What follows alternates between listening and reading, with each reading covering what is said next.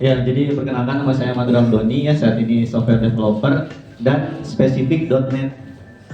.NET itu kebutuhannya untuk industri semuanya, lebih ke corporate gitu ya. Kalau ada PLC gitu-gitu lah nanti ya, ada PLC, ada sistem controlling. Nah nanti kalau teman-teman ada yang tahu sistem di industri namanya SCADA biasanya, ini menggunakan .NET itu bisa. Cuma sekarang saya nggak di sana ininya, apa namanya, lingkungan kerjanya, jadi lebih ke IT apa vendor gitu ya, salah satu vendor perusahaan asuransi terbesar di Indonesia gitu ya. Mungkin ada yang tahu AXA Finansial, AXA Indonesia ya, disebutinnya AXA gitu ya. Kebetulan nama saya juga AXA. Oke, nah ini WA-nya. Nah di sana saya cantumkan Git repo. Ada yang pernah tahu nggak Git? Git belum ya? Nah nanti mungkin sesi selanjutnya kalau kita mau belajar bareng boleh. Di sana lebih ke apa ya? Saat ini kondisinya lebih ke digunakan untuk IT gitu ya, pemrograman IT. Cuma fungsinya saya merasa elektro juga perlu gitu, karena kedepannya pasti diperluin. Untuk email saya kalau mau ada apa ya, ajakan sharing atau apa pertanyaan gitu ya, boleh email, WA juga. Oke, next. Nah, apa sih yang mau kita bahas hari ini? Kita diskusi aja ya. Pertama gitu ya, diskusi. Kemudian apa yang mau kita diskusikan? Harus. Oke. Ya, untuk item-itemnya kayak gitu ya. Pertama introduction, terus basic skill, basic knowledge, dan kalau ini sebelah kiri, kira apa kanan sih? Ya udah. Itu teman-teman bayangkan itu hanya apa ya? Hanya teorinya gitu. Dan hanya basic gitu ya. Jadi bukan berarti itu patokan, tapi itu hanya basic. Dan yang sebelah kiri itu lebih ke apa ya? Menjawab teman-teman tadi. Saya di sini ngapain gitu? Jurusan elektro apa cuma daftar? Apakah ada beasiswa terus daftar, atau ya supaya kuliah aja, betul katakan nanti bisa kuliah di tempat lain gitu. Jadi mungkin buat teman-teman panitia juga atau teman-teman peserta itu bisa ada gambaran gitu ya.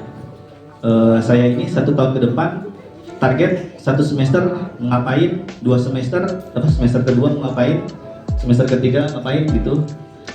Jujur aja saya juga dulu kuliahnya bolong-bolong gitu ya, tapi karena kondisi saya harus cari keluar gitu. Saya udah ke apa ya pernah belajar di mana-mana lah gitu intinya. Jadi jangan mengandalkan kampus saja. Atau teman-teman bisa mendobrak ya, apa ya, bernego gitu ya dengan kampus supaya kampus punya fasilitas ini, punya fasilitas itu, dan kita tanggung jawab, jangan cuma pengen gitu. Oke, bisa diklik linknya nggak? Ya, oke, kita mulai santai aja kali ya. Kita mulai dari introduction-nya ya. Ini kelihatan kan teman-teman belakang?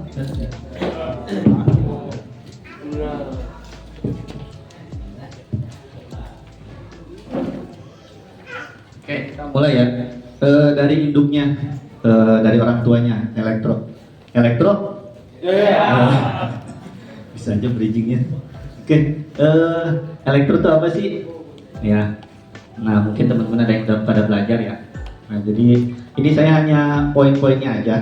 Untuk detail materinya bisa kalian pelajari selama 4 tahun ini, sampai dapat jawaban apa sih elektro tuh gitu. Apakah tukang masang kabel, tukang nyolder, atau apa? Itu kan. Nah, untuk apa ya, pengalaman saya gitu ya. Elektro itu pertama ilmu rekayasa. Ada yang tahu rekayasa itu apa? Hah? Berapa? Angkat tangan aja, nggak apa-apa. Kalau mau jawab angkat tangan, apa rekayasa gitu. Gak ada. Ilmu rekayasa tuh teman-teman kayak yang izin ya, polisi lalu lintas. Kalau ada macet, pasti dia kan mengalihkan jalannya kemana gitu. Jadi untuk solusi saat itu memecahkan masalah itu ilmu rekayasa. Jadi elektro itu ilmu untuk merekayasa. Apa yang direkayasa? Hah? Ini general dulu ya. Apa yang direkayasa? Masalah, gitu kan? Jadi kita nggak usah langsung ke listrik dulu. Satu-satu ya, supaya apa ya, teman-teman saya ngejelasinnya ini nggak apa ya, mudah-mudahan nggak sulit gitu kali ya. Jadi sedikit-sedikit gitu. Jadi yang pertama ilmu rekayasa buat mengatur. Untuk ilmu rekayasa apa aja? Apa elektro doang? Semua ilmu. Polisi dia harus bisa merekayasa kalau macet, gitu kan? Terus apa lagi? Ya bahkan buat bangun rumah aja dia harus merekayasa gitu kan. Kalau ternyata ini nggak cocok, dia pasti menyesuaikan lagi. Jadi ilmu untuk mengatur lah gitu, direkayasa gitu ya. Terus yang kedua, elektro itu apa? Semua benda yang mempunyai sifat-sifat listrikan. Itu yang pertama. Jadi dia ada perlu baterai atau perlu listrik sedikit aja. Nah ini udah apa ya, peluang kita lah gitu sebagai elektro. Nah yang ketiga itu apa? Ingat? Nah ya, kehidupan sehari-hari. Jadi teman-teman yang sekarang masih bingung tujuan saya tuh apa sih masuk elektro ke depannya, akhirnya ke nomor 3 gitu. Jadi teman-teman gak usah bingung mau kemana. Saya lulusan elektro tapi nganggur, soalnya teman-teman udah pada ke PLN, sedangkan saya masih gagal tes PLN sampai 5 kali misalkan. Emang apa ya, ya dengan rasa hormat gitu ya, emang PLN aja tempat kita mengimplementasikan ilmu, enggak kan?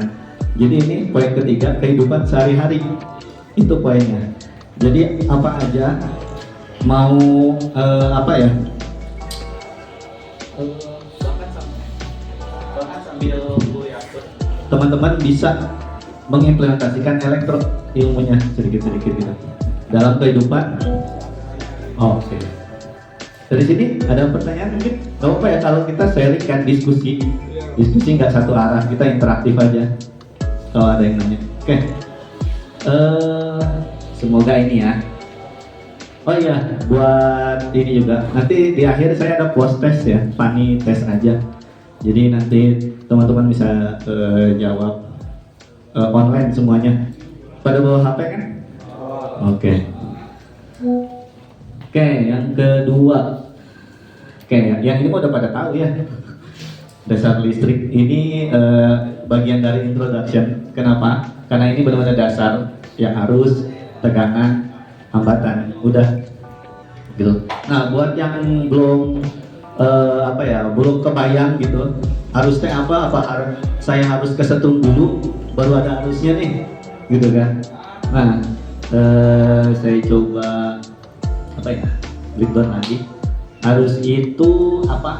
Nah, ini yang pertama mengalir pada penghantar, kayak air ada di sungai ngalir kan. Nah, itu namanya arus. Terus satuannya ya ini saya ambil dari Google aja ya. Katanya gini, satuannya A, ampere. Jadi ya udah kita ikutin rumusnya I. Nah, oke, jadi arus tuh ya ngalir semuanya, kayak darah kan ngalir juga. Nah, itu salah satu arus. Oke. Terus yang kedua, tegangan. Tegangan tuh apa sih? Apa kayak listrik gitu kan? Apa itu namanya tegangan gitu.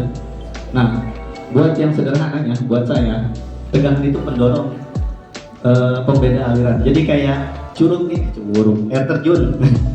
Air terjun itu kan di atas sama di bawah, airnya pasti jatuh kan. Nah, karena ketinggian makanya dia kedorong ke bawah gitu.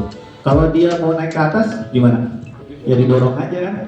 Entah itu pakai pompa atau pakai tangan, pokoknya kayak tangan bikinin air. Nah ini tegangan kita nih gitu. Jadi daripada bingung, tegangan tuh yang ngedorong gitu. Kayak kalau kita niup kan, udara keluar kan. Nah udara tuh harusnya mulut kita tuh tegangannya gitu. Makanya ada tegangan tinggi, pembangkitnya langsung tuh dari ya apa namanya yang ultra ultra ultra voltase kayak gitu lah gitu. Oke, ini saya bahas basicnya aja karena saya pun terlibat sih beberapa proyek saat ini juga sama pekerjaan juga masih di Arduino kayak gitu harus lemah. Oke, terus yang ketiga hambatan. Nah, hambatan itu ya penghambat aja kan. Apa sih penghambat ya yang ganggu aja. Kalau di sungai ada batu, misalkan ada mayat, nah itu aduh, jum dan udah kayak gitu ya. Jadi penghambat air mengalir tas sampah, ya kan? Kayak gitu. Dari situ apa ya? Selama 2 bulan ini pernah udah ke sini kan? Dasar kelistrikan ngitung-ngitung itu udah belum ya? Ya ngitung aja kan. Nggak tahu kenapa sih saya harus ngitung ini gitu, apa yang diartinya. Nah oke, dari semuanya ini yang dasar ini kita cuma satu ngacu aja dari Google katanya gitu, hukum Ohm gitu. Jadi dia kalau kita niup makin kencang berarti anginnya makin kencang gitu kan. Terus kalau misalkan anginnya makin kencang tapi kitanya ternyata dinilainya kecil, ternyata apa? Oh di depan tuh ada tanah, makanya gitu kan. Jadi ada hambatannya ternyata gitu. Oke, dari sini. Nah sekarang setelah kita belajar dasar listrik sama elektro ke orang tuanya gitu kan, sekarang ada namanya arus lemah. Saya satu-satu ya. Oke, arus lemah tuh kategorinya yang masih jadi perdebatan tuh apa sih pembeda antara arus kuat dan arus lemah? Apa sih bedanya? Apakah tegangan rendah? Tegangan rendah itu 50 volt sampai 1 kilo. Ini apa ya? Rumah kan berapa? 220 volt. Itu harus kuat gitu. Jadi kategori tegangan rendah bukan kan? Karena rumah pun tegangan tinggi gitu, tegangan ya kuat kan itu arus lemah. Nah, apakah arus lemah itu karena arusnya kecil, misalnya 1 ampere yang di baterai itu 5000 mAh itu kan 0,001 ampere gitu, apa itu arus lemah? Nah ternyata di arus kuat pun ada ampere yang kecil, ya itu dia tadi karena hambatannya besar, tegangannya besar, yaitu karena apa namanya hukum laut tadi, nilai ampernya jadi kecil gitu. Kebayangkan kalau hitung-hitungan gitu. Jadi apa namanya, ternyata arus kecil pun bukan disebut arus lemah. Terus yang ketiga, apa alirannya searah kayak baterai kan searah tuh DC ya. Kalau yang rumah kan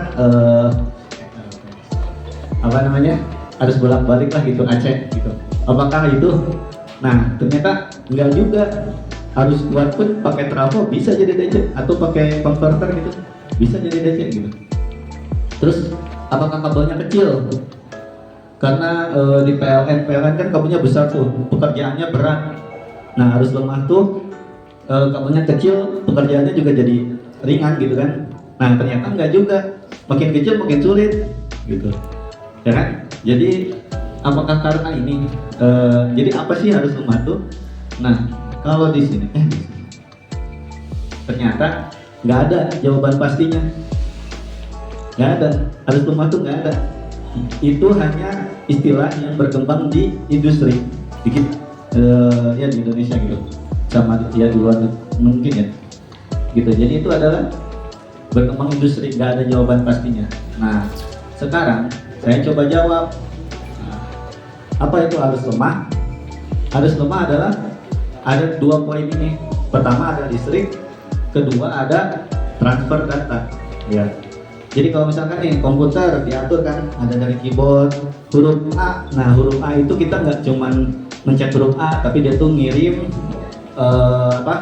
data. Misalkan ini huruf A, ya udah nampil di layar huruf A itu arus lemah. Dan rata-rata memang arus kuat itu sangat sulit untuk mengirimkan data karena dia memang untuk mengirimkan tegangan arus gitu aja. Jadi apa namanya? Menurut saya gitu ya, ini pendapat pribadi. Untuk keilmuannya mungkin teman-teman bisa apa namanya? Bisa belajar lagi. Kalau menurut saya ini ya, ada transfer data informasi. Apa sih yang dikirim? Nah, prosesnya, jadi ada input data, ada prosesnya, terus ada outputnya. Jadi kayak tadi ya, saya mencet di keyboard huruf A, tahu nampil di layar huruf A. Ini kan nggak ujuk-ujuk kan, nggak tiba-tiba, ada prosesnya. Nah itu pasti menggunakan arus lemah, laptop, HP gitu kan, terus ya laptop, kemudian ya termasuk PLC, Arduino gitu-gitu, itu juga termasuk dalam kategori ranah kita gitu. Ya. Kemudian kenapa ada arus lemah? Kategorinya apa? Nah ternyata arus lemah itu adalah namanya elektronika gitu. Ini nggak saya tulis sih. Jadi elektro itu harus kuat katanya ya di industri. Elektro itu harus kuat, elektronika harus lemah. Barang-barang elektronika gitu. Dan saya pun dulu lulusannya di ijazah elektronika gitu. Gak tau kalau lulusan sekarang di Nusa Putra nanti sebagai ST apa? Oke, ini baru introduction ya. Udah berapa menit? Udah mau selesai? Oh, belum. Oke. Nah sekarang basic skill. Basic skill itu lebih ke prakteknya. Buat teman-teman bisa bertahan hidup di elektro gitu ya. Istilah saya ini banget ya. Ya jadi biar teman-teman tuh nggak bingung saya tuh kuliah ngapain, tujuannya apa. Nah ini target-target ini basic yang harus teman-teman capai minimal ya di semester 2, semester 3 gitu. Pertama apa? Ada yang sebenarnya? Oke, ada yang tahu artinya? Nggak ada. Oke. Common Read Guidelines itu lebih ke kebiasaan membaca petunjuk. Jadi sebelum pakai alat, sebelum pakai sesuatu, kita harus terbiasa dulu baca petunjuknya. Ya kan kayak kita beli misalkan headset Bluetooth. Itu gimana sih caranya? Nah, anak elektro tuh udah langsung tahu nih. Coba baca petunjuknya. Pasti ada semuanya. Dan teman-teman pun pasti nanti kalau di industri udah lulus harus bisa membuat petunjuk, buku petunjuk supaya yang pengguna bisa menggunakan gitu kan. Jadi terbiasa baca, minimal baca lah. Kalau ada apa-apa atau nggak tahu, coba aja pegang, kalau nyetrum berarti ada, kalau koslet berarti salah. Nah itu kan ya buat latihan nggak apa-apa, cuman minimal itu baca dulu petunjuknya. Ini basic skill ya. Terus yang kedua, siapa yang baca? Oke, logical thinker ya. Ya ini standar sih ya, berpikir logis gitu. Jadi kayak kita ngetik huruf A, kok muncul di layar A? Siapa nih yang bikin? Apa nih? Ada sulap atau apa nih? Gitu. Nah, anak elektro itu kita harus bisa logis gitu. Berarti ini tuh kesini, yang dikirimkan ini, yang diproses apa. Jadi ini bukan dalam hal materi aja ya, atau pembelajaran aja, tapi dalam kehidupan sehari-hari kan. Tadi balik lagi ke elektro kan, poinnya 3. Ada yang masih ingat? Ilmu rekayasa, dan yang ketiga itu adalah kehidupan sehari-hari. Jadi logical thinker ini kalau bisa untuk kehidupan sehari-hari juga gitu ya. Nah yang ketiga sampai measuring tools, ya alat ukur. Nah itu dia. Jadi kita tuh jangan menerka-nerka gitu ya. Ini baterai masih ada isinya nggak? Coba wait gitu. Kalau ada truk-truk, nah berarti ada tuh listriknya. Nah itu nggak apa-apa sih gitu kan. Cuma kalau kabel rumah kan jangan gitu. Jadi kita harus terbiasa pakai alat ukur. alat ukur tuh banyak di kampus mungkin ya. Sekarang saya belum main lagi sih ke lab. Dulu saya mainnya di ya masih Marco itu. Ya, jadi kita terbiasa dengan alat. Mau mengukur arus, kita jangan nerka-nerka, jangan ini alatnya mana, ada nggak gitu. Kalibrasi dulu gitu. Nah, tapi alat ada nggak alatnya gitu. Buat ngelihat gelombang pakai osiloskop gitu kan, ada nggak alatnya, cara pakainya balik lagi ke nomor 1 gitu. Terus yang keempat, English habit itu ya terbiasa lah gitu. Kita susah termasuk saya juga ya yang nggak bisa gitu kan, menyesal gitu karena dulu nggak terbiasa dengan bahasa Inggris. Kita nggak bisa pungkiri semua petunjuk cara penggunaan alat itu pakai bahasa Inggris gitu. Jadi kalau misalkan ada teman ngomong bahasa Inggris, jangan dibilang lebay banget loh. udah pakai bahasa Inggris gaya-gayaan gitu kan, kayak apa gitu. Terus yang merasa belajar bahasa Inggris jadi kayak gitu ya gitu. Saya jadi nggak bisa gabung gara-gara alay gitu ngomongnya. Jangan dialain juga gitu kan. Jadi English habit aja, terbiasa bahasa Inggris. Saya juga tulisan Inggris ini nggak tahu benar nggak tahu salah gitu kan. Ya yang saya biasa kerjain aja kayak gini. Nah yang terakhir, ada yang tahu? Ya. Jadi pengalaman saya itu adalah kalau dapetin kandidat yang baru, teman-teman yang baru, atau pas saya posisiin sebagai karyawan baru, ini yang paling deg-degan. Karena saya tuh takut buat nanya. Kita tuh pasti ada yang sungkan, ya pasti ada yang sungkan atau nggak tahu cara nanya gimana. Apalagi kita nggak tahu tuh dia tuh posisinya supervisor atau apa gitu, atau enggak rekan-rekan lah gitu ya, sesama rekan gitu, nanyanya gimana. Jadi mungkin kalau mau saya pun di tempat kerja pernah session ya tentang auto question gitu. Jadi memang itu menjadi sesuatu yang paling dasar, tapi kita tuh nggak mampu gitu. Gimana sih caranya nanya? Cuman misalkan ya, biasanya Bu Marina gitu, Bu, ini cara pakai alat ini gimana? Pasti misalkan Bu Marina jawabnya, cari aja di Google. Ya maksudnya apa ya? Itu entah jawabannya yang salah atau pertanyaannya yang salah. Karena kan pertanyaan yang salah pasti dapetin jawaban yang salah juga gitu.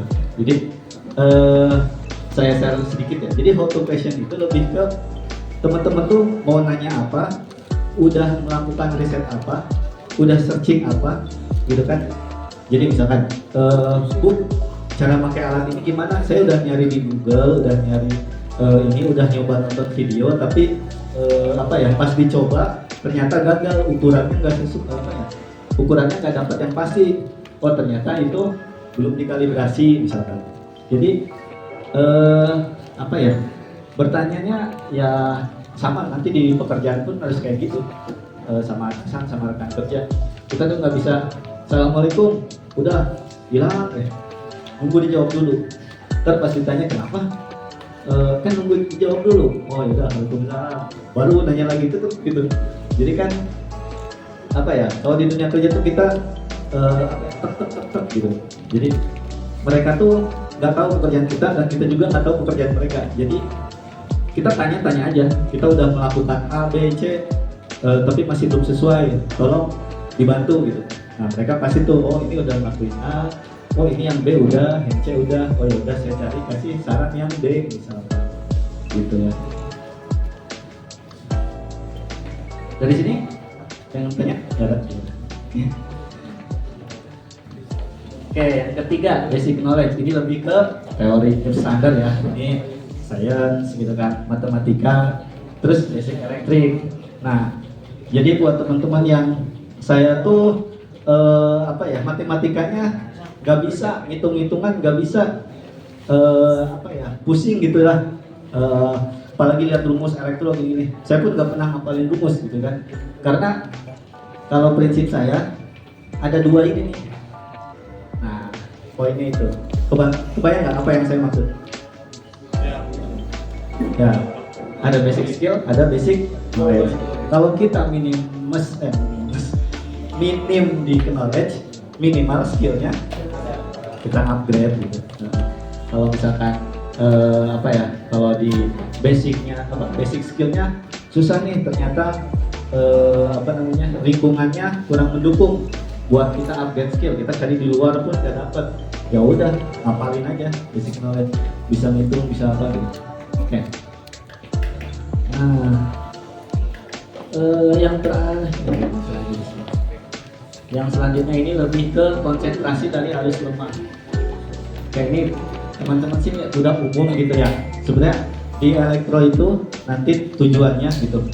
Teman-teman tuh nggak harus berhubungan sama kabel gitu. Nggak harus berhubungan sama listrik gitu. Nah, banyak ini kan elektro ini hanya jalan gitu ya, hanya buat pijakan gitu ya, buat ke depan tuh saya ngapain sih gitu. Termasuk saya pun di elektro nggak dapat saya di PLN misalnya gitu, karena tes atau apa gitu. Cuman saya memang dari dulu di software gitu, dan di elektro pun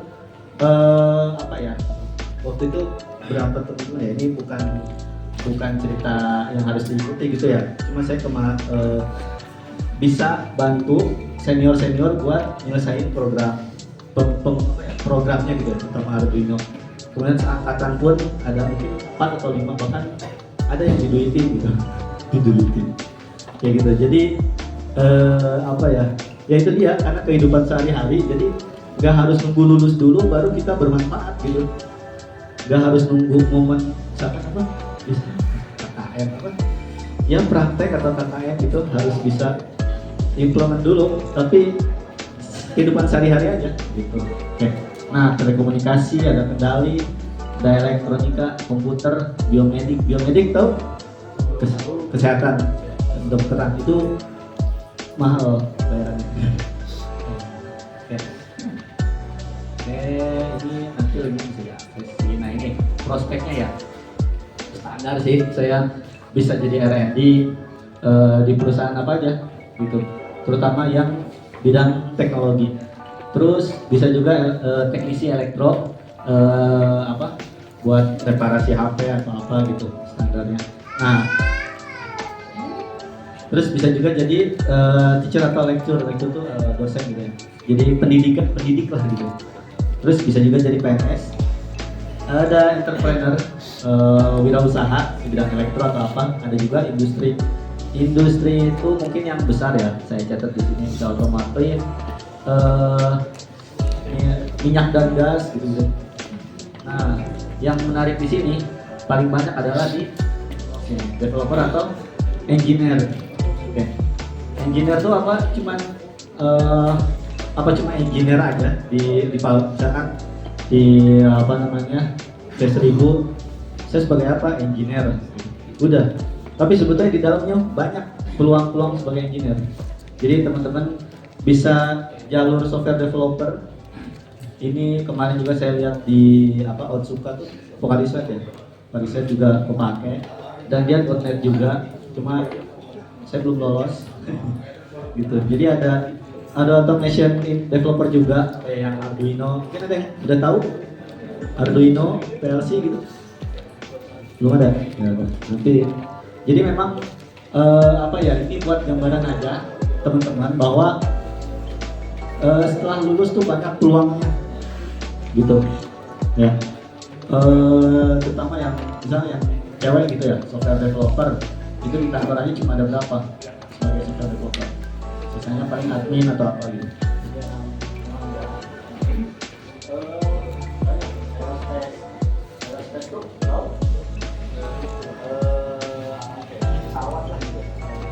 Tentang angkasa ya, pesawat semuanya. Terus ada biomedik tadi ya, robotics, desainer. Nah, desainer pun kok ada elektro desainer ya, bikin apaan? Desain baju kan enggak? Nah, dia itu saya angkut dua ini. Saya juga pernah jadi desainer sebelumnya. Nah, ada yang tahu AutoCAD pernah? Nggak tahu ya, ya kan. Tools-toolsnya nanti banyak sih, cuma Intinya jadi elektro pun malas berhubungan sama kabel panas, listrik nggak mau, jadi desainer bisa ngedesain sirkuit elektrik, jalur, terus bukan jalur itu ya, jalur listrik gitu. Terus ada hardware juga, bisa motherboard di komputer itu kan bisa didesain juga, jadi desainer pun bisa gitu. Kemudian ya kayak gitu. Sampai jam berapa sih? 12 sekarang. Wah, masih lama ya. Cepetan, dikit ya materinya. Dikit ya, tambahin lagi. Nah, oke.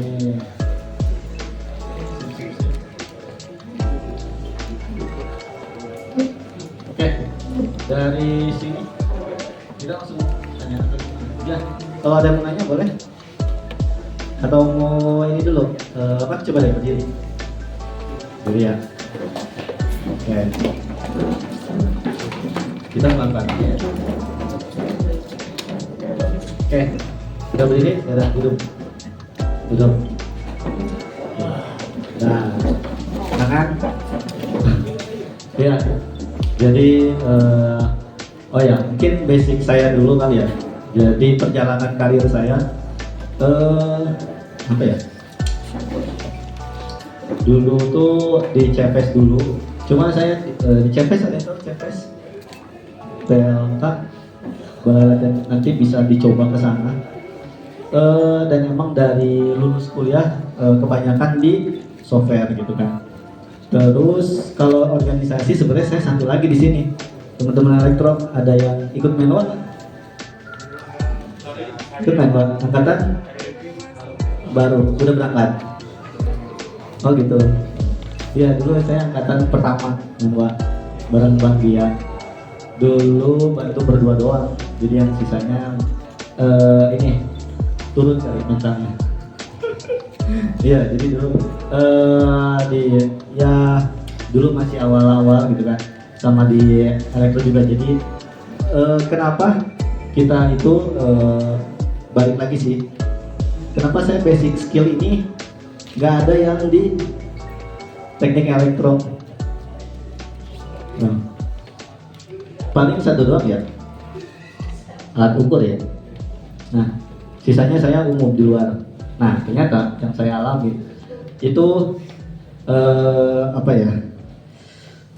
Ya komunikasi, terus sosialisasi, dan di luar elektro, di luar non eksak. Kita kalau eksaknya yang basic knowledge saya taruh di sana. Jadi kita juga perlu gitu kan. Tapi non eksaknya juga perlu. Jadi teman-teman bisa gabung. Jadi antar himpunan, antar organisasi itu kita itu bisa harusnya saling berkomunikasi gitu kan. Jadi kita tuh tetap jadi nomor satu gitu. Apa ya? Iya. Jadi nggak hanya saya elektro ya udah ada tugas kerjain pulang, ada tugas kerjain pulang, ngobrolnya sama itu aja. Terus pas saya nggak mau main-main, dia mau ngerokok gitu, saya nggak mau gitu. Jadi nggak, ya kayak gitu bisa dihilangkan gitu. Jadi karena kita tuh memang tetap nomor satu gitu kan. Jadi untuk yang lainnya ini bisa kita bangun dari komunikasi. Punya, kalau organisasi nggak harus punya. Saya dulu cuma 2 aja sih.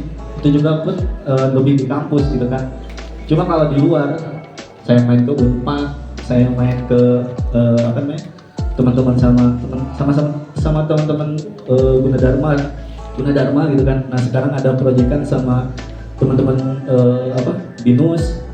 Dia baru mau ngurusin kuliahnya buat lulus. Saya udah lulus gitu. Jadi dia pun lama gitu sama gitu lama kuliahnya. Cuma kalau di Nusa Putra sekarang kan sistemnya sudah diperbaiki lagi, sudah lebih bagus. Jadi teman-teman harus lebih fokus gitu ya. Jadi sisanya ini basic skill itu buat di elektro bisa dibangun sama komunikasi bareng-bareng, belajar bareng gitu. Bisa sekarang mah Google itu udah biasa lah gitu ya. Cuma maksudnya jangan masing-masing gitu. Kalau dulu saya memang masih sedikit ya, cuma 11 orang angkatan saya dulu, 11 orang yang di asrama. Di sini ada yang asrama berapa, 2 orang, sekarang dikit ya. Dulu asrama 8, 3-nya luar, yang di luar 3 gak beres, 1 itu pun udah saya kerjain, udah saya bantuin tugas akhirnya gitu kan, laporannya udah saya bantuin, cuma dia takut buat bimbingan sampai sekarang gak lulus. Jadi memang apa ya, karena kita tuh elektro gitu ya, satu keluarga tuh gitulah dibilangnya. Kita tuh nggak harus, kalau yang ini nggak merokok kita tinggalin, yang ini ngerokok kita jauhin gitu misalkan, nggak harus gitu. Jadi apa ya, atau enggak yang ini mah karena masuk kuliah gitu, jadi saya juga masuk aja lah gitu, nggak apa ya, nggak pernah dikabarin nggak pernah apa. Nah, cuma maksudnya hal-hal kayak gitu tuh pada ujungnya kita tuh harus saling bantu gitu, yang ngerasa gitu saya punya power, punya apa namanya ya, punya geng gitulah, nanti juga pasti butuh orang-orang yang didiemin gitu. Dia tuh kayak sendirian bilang itu, kita juga pasti butuh. Dan orang yang diam itu juga, yang sendirian, pasti butuh teman-teman yang lain gitu. Jadi apa ya, kalau saya memang dari secara materi, secara apa ya, secara kumpul-kumpul gitu jarang gitu. Tapi saya ngebangun diri buat ngebantu teman-teman. Jadi seangkatan saya tuh bisa 4 atau 3 gitu. Saya bantuin bikin tugas akhir. Mereka belum ngerti, saya udah ngerti gitu. Jadi kita saling bantu. Bahkan sampai lulusnya pun apa ya? Ya dia sampai saya telepon gitu. Ini dicari Bu Marina, disuruh lulusin. Gak mau. Gitu. Jadi memang itu. Nah, ini kenapa masukin basic skill? Nah, ini karena memang yang ini prakteknya. Kita tuh di elektro harus sering praktek. Tapi prakteknya, konotasinya ya, bukan praktek di lab gitu. Yang saya pahami gitu. Bukan praktek di lab, tapi praktek di poin 3 tadi. Gimana tuh? Nah, di depan sehari-hari gitu. Jadi saya mereverse-nya ke sana. Jadi kita nggak usah wah labnya kayak gini, nggak bisa praktek gitu. Wah apa namanya, dosennya kurang, gimana mau bisa praktek? Kalau cuma di apa ya, ada di lingkungan itu aja nyaman gitu kan, nggak ada solusi, nggak ada apa, ya udah segitu aja gitu. Cuman kayak ya itu saya balikin lagi ke kehidupan sehari-hari. Jadi nggak hanya di, bahkan apa ya, tukang servis TV yang atau sekarang kena gusur atau enggak, yang deket apa tuh ya, stasiun Cisaat. Terus saya dulu bukan tiap hari ya, beberapa minggu sekali main ke sana gitu, buat belajar gitu. Di kampus nggak diajarin, di situ bisa belajar. Bahkan ya kalau ngebenerin apa aja, buka servis TV saya nggak berani gitu. Tapi saya menemukan bahwa belajar tuh di mana aja, tapi tujuannya kembali lagi ke kita gitu, kayak gitu. Jadi kenapa saya basic skill hanya cuma baca alat, udah bisa baca alat voltmeter gitu kan, buat baca arus gitu, atau enggak ya ampermeter, voltmeter buat baca tegangan, atau yang bisa semuanya multimeter gitu. Nah itu, jadi bisa pakai elektro, ada alat semuanya. Mau buka baut jangan pakai tangan gitu kan. Mau buka yang apa, dulu tuh saya pernah meledup konslet trafo ukuran berapa ya, saya itu rusak tuh masanya karena keringetan gitu. Jadi keringetan netes terus gitu. Konslet itu di Tangerang waktu itu. Tapi untung nggak ada ganti rugi gitu. Jadi apa ya, iya common rate guidelines. Jadi pas kerja tuh harus pakai apa aja, itu harus diikutin. Sekarang saya salut gitu sama teman-teman elektro bisa pakai baju itu. Oh, namanya PDH ya? Werpak sama PDH ini? Werpak, PDH ada lagi kan? keren dulu belum bisa gitu. Iya, karena ya dari terkendala yang lain ya, dari dana, dari mindset, dari apapun itu, jadi belum bisa. Nah, apa ya? Terus apa namanya? Kenapa teman-teman di sini digondrong, dibotak? Ada yang tahu nggak? Artinya kenapa? Ada yang tahu mungkin filosofinya yang saya pelajarin? Hah? Bersih-bersih. Terus ada lagi? Apa mau jawab? Hah? Gak ada. Oke. Yang saya alamin di perusahaan, di PT itu apa ya? Kalau gondrong ini apa ya, dengan segala hormat gitu ya. Kalau di perusahaan tuh keringetan cepet gitu, dan itu mengganggu gitu. Makanya apa namanya, guidelines-nya minimal rapi gitu, kayak gitu. Supaya apa? Terus kalau misalkan ya banyaklah safety first-nya gitu. Jadi intinya dia itu lebih ke apa ya, untuk keselamatan juga, basic skill ini gitu. Nanti apa namanya, pas udah terjun di perusahaan pasti kerasa dah gitu. Bahkan cuma pakai wear pack aja tuh udah alhamdulillah, karena prakteknya berapa double, belum sepatu, belum apa, gerah berat dan berapa kilo itu lumayan, belum sepatu besinya. Nanti dapat sepatu besinya di kampus ya ada ya, bikin sendiri ya. Jadi emang berat gitu sepatu besi ya, tapi nanti mah terbiasa kok. Oke, mungkin udah ada pertanyaan nggak? Nggak ada.